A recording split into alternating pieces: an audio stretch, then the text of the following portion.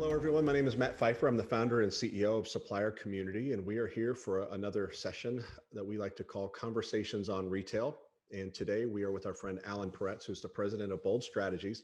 And we're going to spend a little bit of time getting to know Allan and what it is that makes him unique as a human being. I think a lot of us over the last couple of years, especially, have followed his career, particularly from Bold Strategies forward. But Allan's really got an interesting backstory, and we're going to learn more about him today. So Allan, thank you so much for joining us and for making this time. Thanks for the invitation. Yeah, absolutely. I've really been looking forward to this. And as I mentioned, during our back and forth, I kind of put some questions out there and you provided a few notes. And the more I read, the more excited I became about this conversation, because you've got a really interesting background. And I'd like to go start at the very, very beginning. I like to talk to people about, where they grew up. What were your earliest influences and the experiences that you had as a young man that would shape you into the human being that you are today, and certainly as an entrepreneur? Yeah, well, most people don't know this, but I actually grew up in Montreal, Canada. I was a little French-Canadian kid before I learned English. My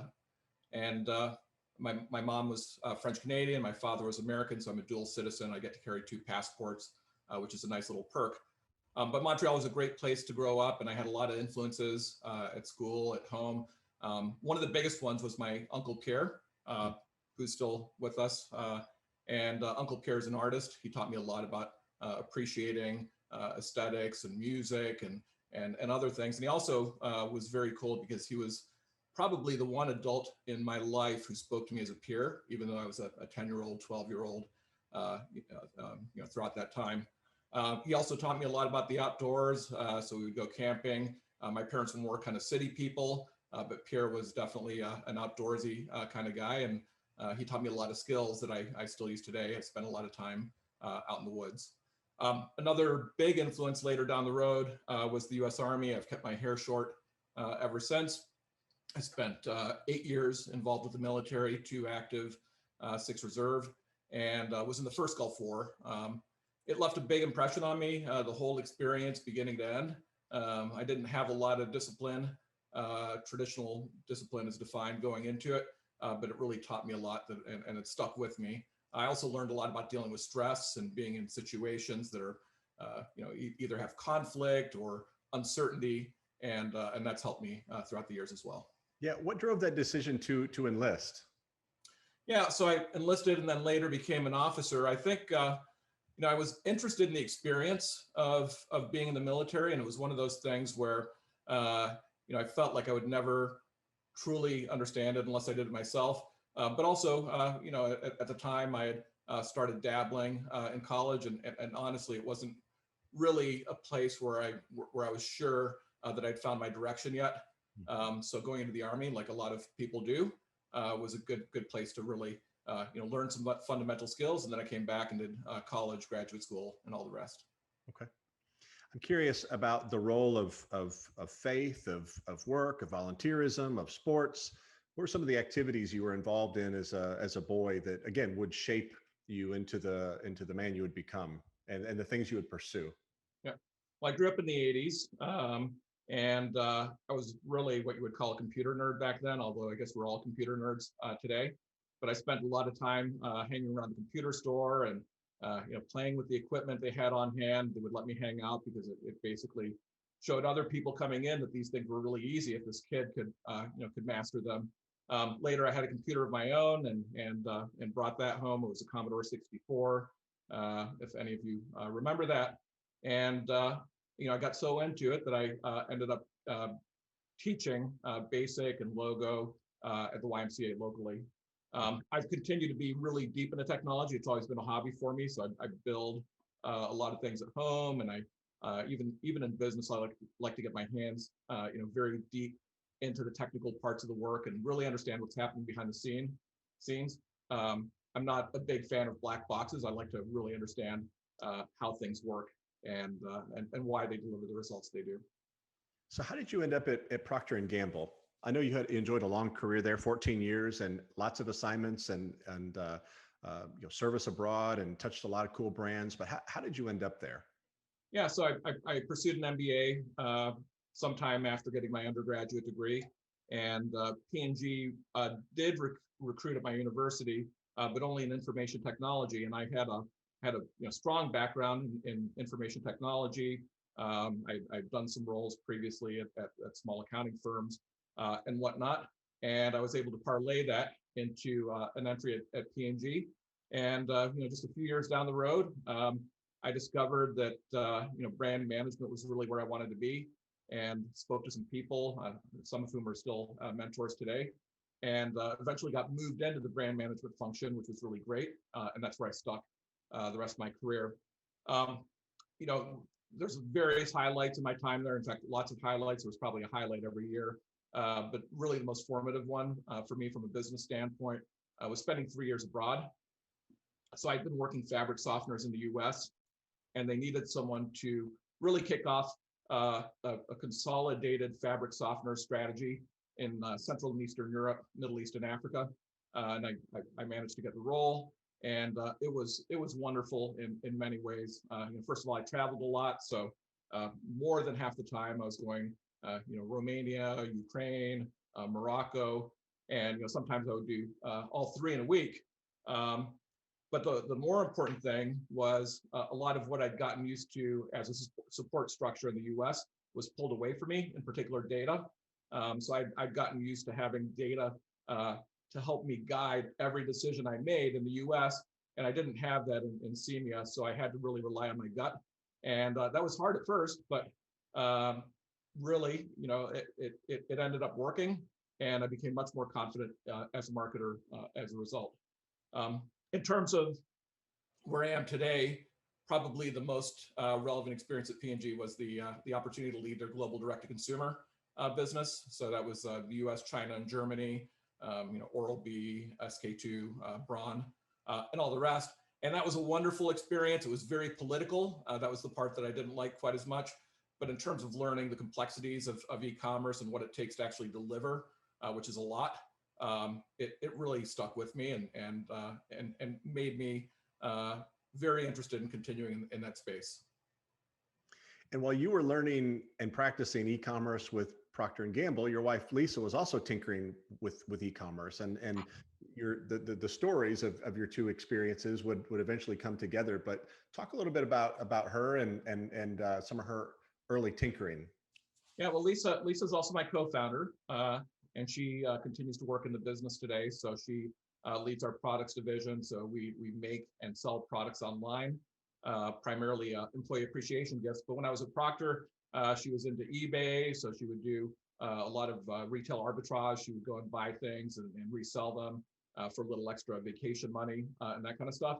And then a little bit later, before I went into Bold full time, she'd actually started developing her own products. So working with factories overseas, importing the product. At the time we were packing every box on the living room floor. So I still have very vivid memories of that. And she got that successful enough to where I felt confident that I could leave my job and come into Bold and start a consulting division, which we did. We thought it was a really cool mix to have both a products division and a consulting division, because as consultants, getting your hands dirty, firsthand and setting up the back office gives you a lot more credibility than people who've only advised on that before. So we continue to sell products today. In fact, we're expanding the products business, and she's in charge. So as you and she were learning e-commerce and begin to kind of have these conversations about what Bold would eventually become, what was your original vision for the business, and what was the gap in the marketplace you wanted to address, and your perceived competitive advantage? Yeah, we started out wanting to help the really small entrepreneur succeed online and succeed across channels, so succeed in their own stores, succeed on Amazon, Walmart, if that made sense. And we pursued that for probably the first 6 months that I started working in the company. What we discovered really quickly was financially, it was very hard to find a solution that worked both for these types of companies and for Bold. So we expanded our vision. We didn't walk away from the small entrepreneur. We kept them in the mix, but we started adding mid-sized companies and also some services for large-sized companies. The vision really was influenced by those early days, and it's still the vision we have today. We want to be an extreme end-to-end service provider. And what I mean by that is we will provide you everything you need to succeed online, from market assessment to strategy to setting up your supply chain, setting up your content and your marketing, and of course, analytics. And we've stuck with that. And it's a really great model because it eliminates a pain point for brands of any size in having to work with so many parties externally today. Oh, sorry, go ahead. No, please. So, I think from a passion standpoint, it's great for our team that we still work with the really small companies. It's always inspiring and fun to help an entrepreneur achieve success. And even as we work with the big Fortune 100 companies, that's always a highlight of my day. Yeah, I know that from an entrepreneur's perspective, there are some that would quit their job on Friday and start their new business on Saturday. My approach was very different. It took me a full year. Once I had my business plan, it took me a full year to transition out of a corporate gig into full-time business ownership. What did your decision look like? How long did you contemplate it? And what was ultimately what influenced your decision to go for it? How long did it take you to decide to do it? And then what ultimately made you decide now's the right time? Yeah. Well, like you said, and I don't know if this is a common time horizon. It took me about a year in total, but I really got serious in the last 6 months. And getting serious meant, testing my proposition with people who I knew and asking them if this was something that would interest them. It meant setting up some financial support so we could kind of weather the storm for the initial period. And just, as you said, working up my confidence. So for me, after 6 months of really obsessing about this and writing plans and talking to people, I felt comfortable doing it. We knew there was risk, and there still is risk, but we thought that we'd be okay. Yeah. Well, and I know we've got a common friend in Jeff Amrine and his family and the work that they've done at Startup Junkie. I'd love to kind of hear about your interaction with them and the role that they have played in helping you to kind of jumpstart things. Yeah, they've been great supporters and advisors throughout. And while I was exploring that decision to leave work and join the company that my wife started, I attended a lot of their events. And really, what they did is they gave me confidence that there is a support structure here. There are people I can talk to. There are local investors who can advise me in different ways. And I probably wouldn't have jumped if it hadn't been for them. And when you did finally start, what were the first months and even the first year like? Was it smooth sailing? I know when I started my first business, and I don't know why it worked out this way, but the first year, frankly, was the easiest. And then it was the growing pains that followed that created the most challenges. But what were the early months and the first year like for you? Yeah, for me, it was definitely not the easiest. It was the hardest. Maybe another harder year is yet to come. But the first year was really hard, and the main reason is I had a certain amount of credibility as a professional, but it didn't really rub off on my business. And without a track record in this business, it was hard to get people to take a chance.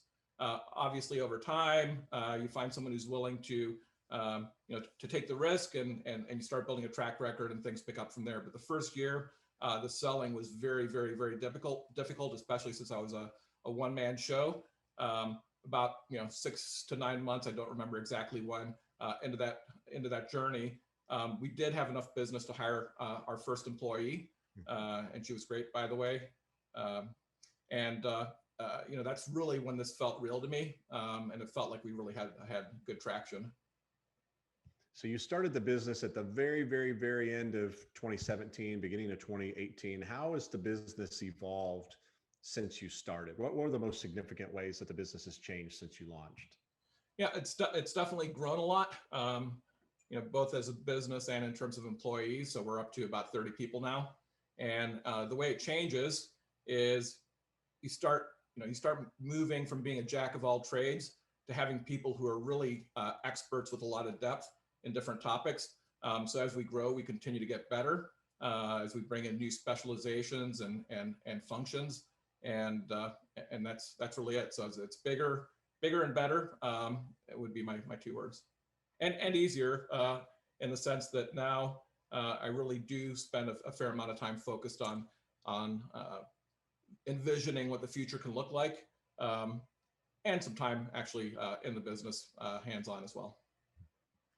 I had a conversation with Bill Weitzman from One Stone last week, who's a fan of yours, a friend of yours, and had very complimentary things to say about your business. But he made it clear that you guys do things differently from one another. And I'm just curious what Bold has gotten right that maybe others in the space, and it's becoming a more and more crowded space.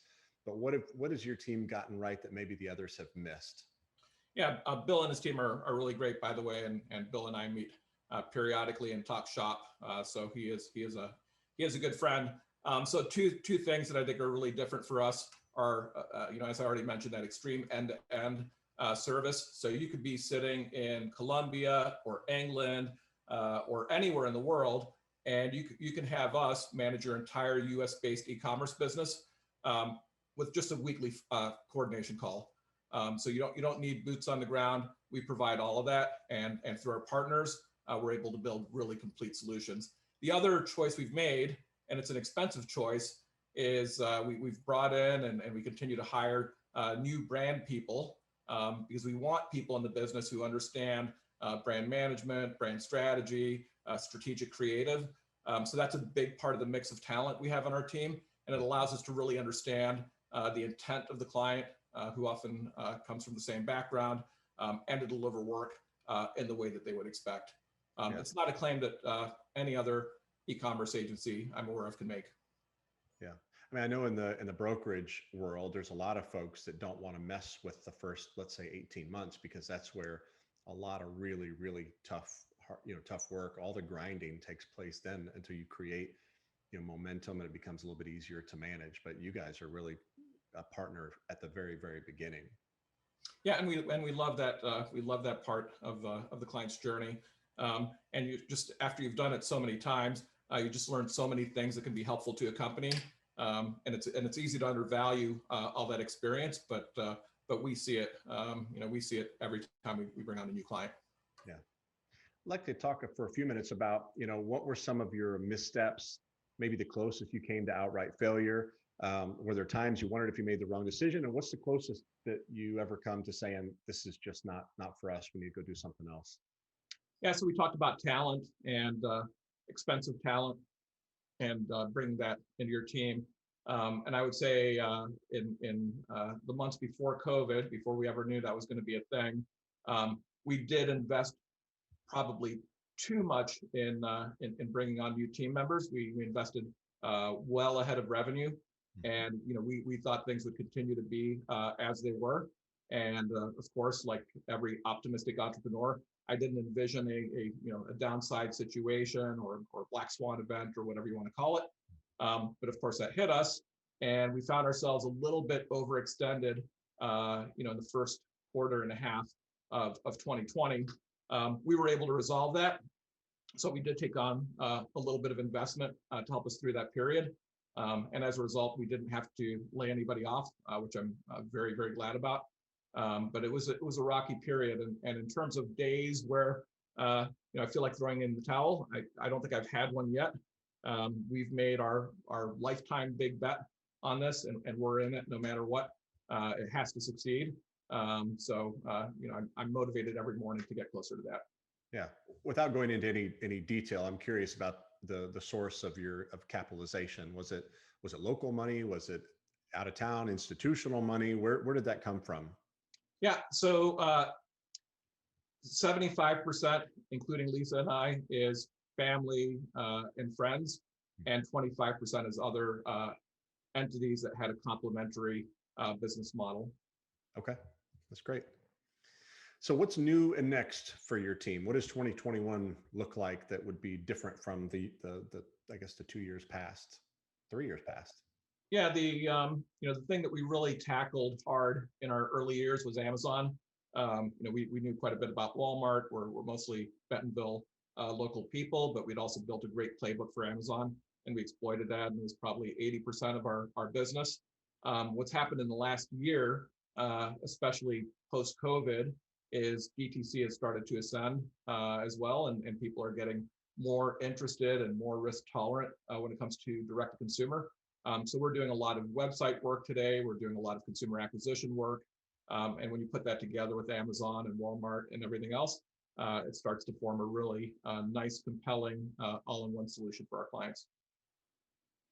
You said before you and Lisa are all in with this business, and I get that. But do you think that you and she have another startup in you at some point, or do you really feel like this is your capstone project? No, this is it. I mean, we are in it to win it, and we are going to make this work. Our goal is very simple. We want to be the company that people aspire to work with in the e-commerce space. And until we get there, we're not stopping. So in terms of trends, and I've just got a few things written down, so forgive me for reading to you, but we're seeing an unprecedented acceleration of change in terms of how consumers are shopping and how they're purchasing.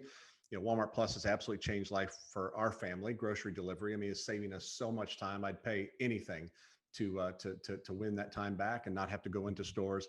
What are you learning from your engagements with brands and shoppers that provide some clues as to what's ahead? Yeah. Right now, we're focused really heavily on a few things, but the two that come to mind, first and foremost, are video. And video has been around, of course, on the internet for a long time, but it's playing a much bigger role today. So not only on item pages and in ads, but live video and live shopping experiences are also becoming a big thing on the internet. Amazon's launched Amazon Live. There are other opportunities out there to create video content that is shoppable, and we think that's going to continue to gain a lot of traction. The second really big one is retail media and how it's evolving. So Amazon is best known in the space. They've built a gigantic business and a business that allegedly is very, very profitable. But following right behind them is Walmart and Kroger and many others who are also making their product more sophisticated. And now brands are starting to aggregate all of that together into a field called retail media, but they're having a hard time figuring out who owns that, how to allocate funds within that, what success looks like. So those are big questions that we're helping clients answer today. Well, the consumer is clearly the biggest winner right now, but how are retailers and consumer product companies capitalizing on this acceleration of adoption we're seeing, where shoppers are willing to try new things, be it in the area of pickup, delivery, other innovations? Yep. So last year, as many people on the call know, there was about a 5-year acceleration of e-commerce. Who knows if it's going to stick, but the proportion of sales that go through the e-commerce channel is much bigger than it's ever been. And I would say it's not a capitalization question, but it's a survival imperative. So companies who really had put this on the back burner for years are calling us now, and they're real serious because they have to be. And for me, that's the biggest change. Back to your business, what's the most exciting capability that your team has that few people would know about? Yeah, well, I've already talked about the people a lot, so I'll talk a little bit about technology. We've been building and evolving our own dashboard. It's called Bold Focus. And just as we're a multi-channel organization, Focus is a multi-channel dashboard that includes the retail channels that we consider priorities, but also includes media, project management, and other things. So we've rolled out Focus across our clients today. We're getting ready for version 2, and it's going to continue to be a big part of our business because it's been very successful. I didn't mention this question before, but it just occurred to me to ask: is 100% of your business fee-based, or have you ever been persuaded to take equity in a venture that you thought was really exciting and where you were just willing to roll up your sleeves and sweat with the founder and try to create something together? And if you're not doing that today, do you think that might be in your future? Yep. We experimented with a lot of different models early on, and the model that was most common in our early days was the base fee plus sales commission model, or sales commission after a certain threshold has been met. We've actually moved away from that. We are trying for the ultimate in transparency. And again, since we want to be a replacement for in-house e-commerce resources, we charge a flat fee that's the same every single month. And that fee buys you your team. If our team has to work an extra 10 or 100 hours in July, you're not going to get billed for that. It's still the same flat fee. So we are truly trying to be an outsourcing company in the sense that we offer a predictable cost that doesn't change, and no extras. And in addition, we've also taken a lot of the weird stuff out of advertising, so we don't take any commissions on any media. Everything is what you see is what you get. You're paying us one fee for work, and that's the whole model.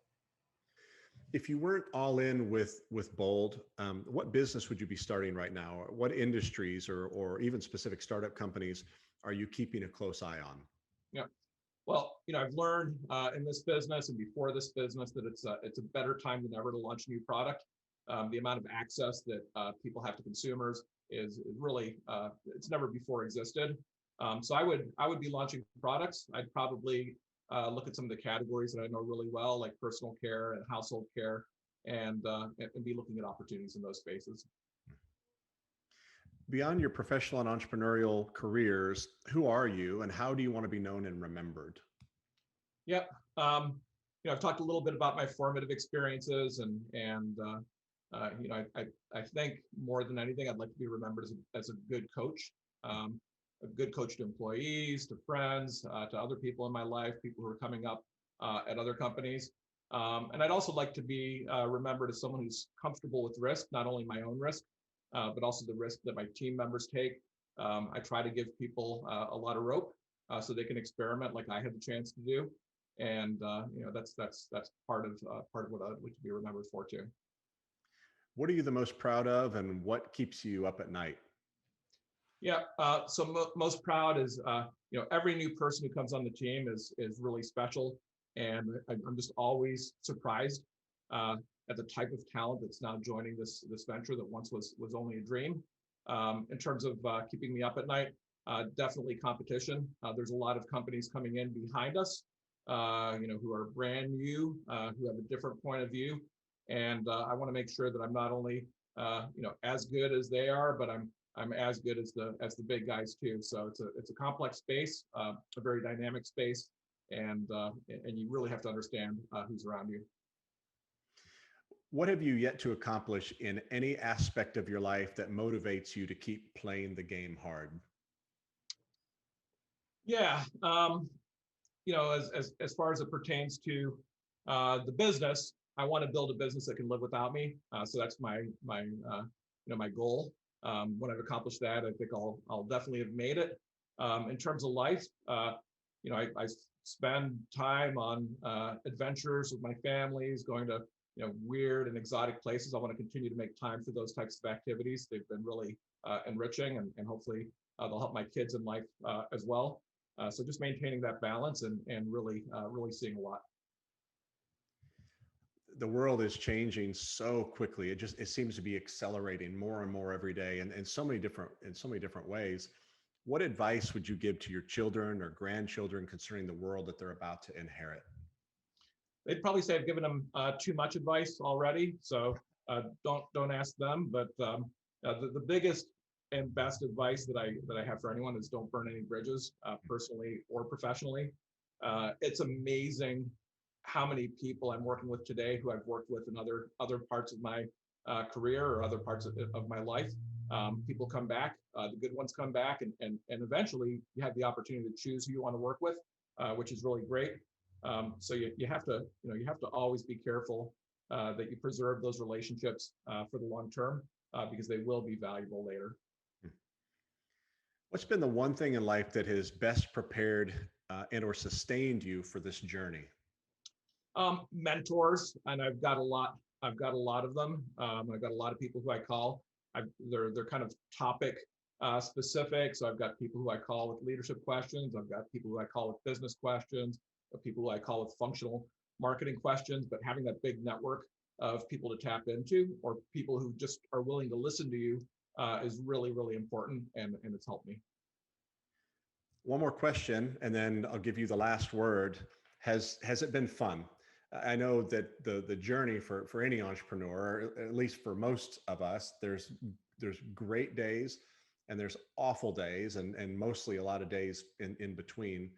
But has it been fun? Yeah, it has been a lot of fun. for a couple of reasons. Number one, I love the creativity of starting a business from nothing. We didn't have a brand, we didn't have a logo, we didn't have a vision, we didn't have values, and getting the opportunity to look at what's best out there and to bring that inspiration into something that you're leading is really, really amazing. I think the other thing is I just get to meet so many cool people, other entrepreneurs, other people in big companies, other peers from competitive companies, and more than ever, I'm getting exposed to a wide swath of the business world, and that really energizes me. Allan Peretz, co-founder and president of Bold Strategies. It has been so much fun getting to know you better. I appreciate you making the time and look forward to seeing you and your team and your family continue to do well. I really appreciate it, and thanks so much for the opportunity. Have a great day. You too.